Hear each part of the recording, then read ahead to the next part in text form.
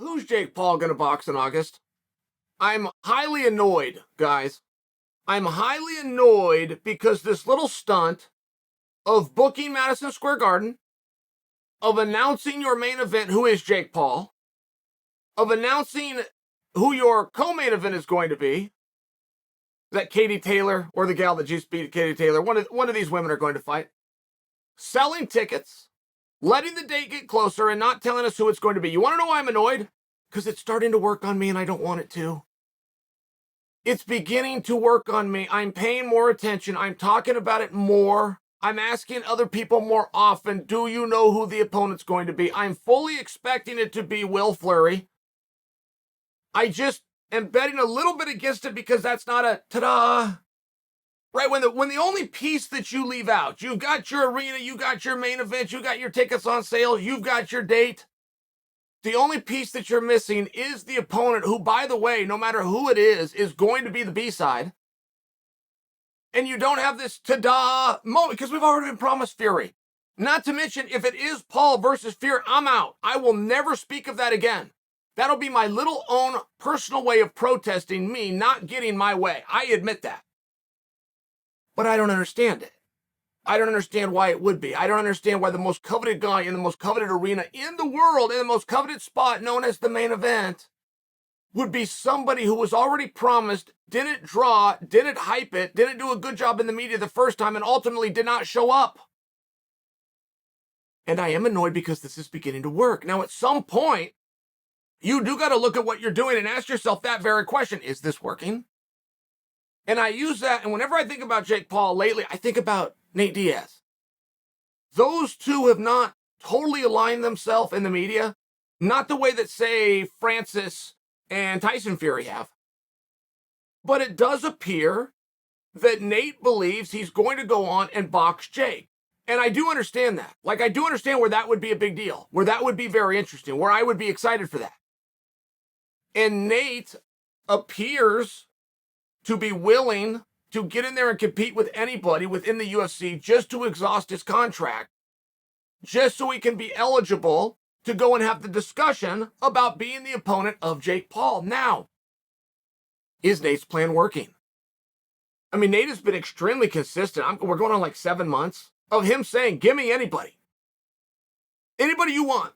I'll go 55, I'll go 70, I'll go up to 85 if you want. Give me a body. I need to get this done. Is that strategy working? Because I heard him say it just earlier today. There was an interview done. I want to say he even said July or August, anybody you want. At what point does Nate need to change strategies? And in all fairness to Nate, what other strategy would you do? That seems pretty agreeable. I'm going to tell you very directly what I want, which is to fulfill what we've agreed on. On the other side of the coin, just make it happen on your... Like, I get why Nate won't let this go. I do get it.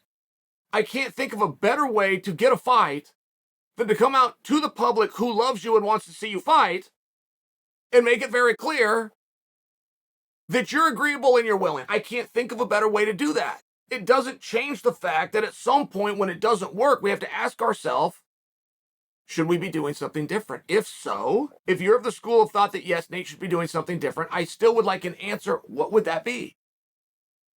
What is it that Nate could do that's different? And we've seen Nate get a line. We've seen Nate's name in headlines with Chimaev's in headlines. We've seen that. We've even seen Dana openly tell the public that he's interested in making that fight.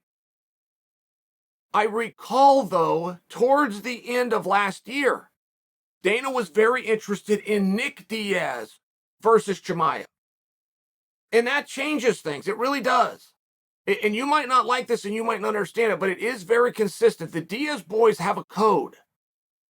And there's something within that. If Nick was offered Chimaev, there's something within that where Nate's not going to step in. He's just not. I don't know that that's what's happening here. I'm left to guess. I'm purely left to guess because we're having a hard time getting clarity. So if you like Nate's approach and you think that it's reasonable, as do I, in fairness, but you don't feel that it's working, what is it that he could pivot to?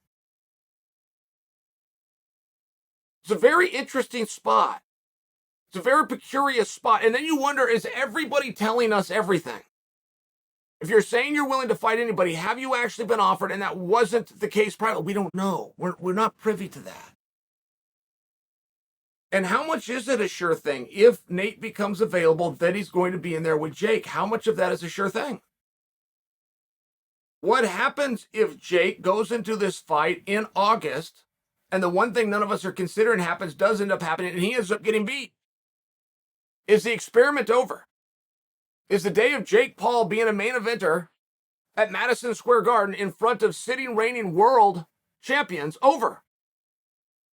There was a piece on Jimmy Kimmel. It might have been a few days ago. I caught it last night. Jimmy Kimmel sat down with Iron Mike Tyson, and Mike Tyson said, I'm going to fight Jake Paul. I'm willing to do it. I have one condition. It needs to be this year. I'm not sure of the expediency. I'm not sure why that matters within Mike. I'm not sure why, if the calendar all of a sudden sees January 1st of 2023, how this just gets thrown up in smoke. But this is the one thing that Mike said. That would be an interesting proposition to confront Jake with. And we're sitting here with this ta-da, as I'm putting it. We're sitting here with this reveal that I'm telling you needs to be a big deal, and I don't think it's Fury. Everything's pointing to Fury except for the ta-da moment. That doesn't work. Is it Mike Tyson?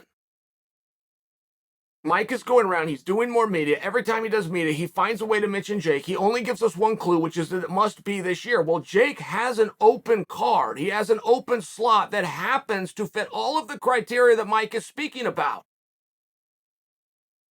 And at some point, Jake, who's been way ahead of the curve in terms of marketing, at some point he's going to come out and he's going to tell you who his opponent is going to be. We know that for right now, it's not going to be Nate. We believe that it's going to be Fury, but I feel as though maybe you guys are missing that Mike appears to be available. And he appears to be willing. And he says that it's got to be this year, and August happens to be this year.